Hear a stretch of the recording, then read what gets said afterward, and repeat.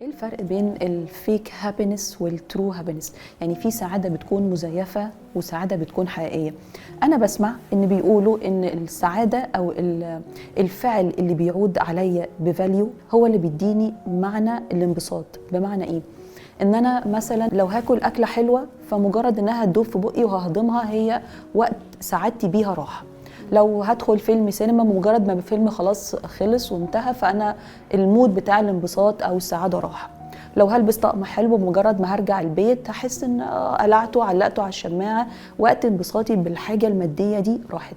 لكن لما بعمل اكشن او فعل بيعود عليا بفاليو، زي ان انا مثلا بعمل دايت، بروح الجيم، بقرا كتاب فبثقف نفسي، الحاجه دي بتعود عليا بفايده.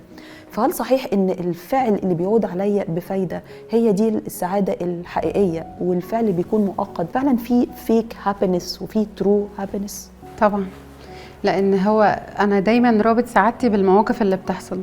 فممكن تلاقي حد متضايق جدا يقول لك انا مش بنبسط غير لما بشرب كوبايه قهوه مثلا، او لما باكل شوكليت زي ما كنتي بتقولي من شويه.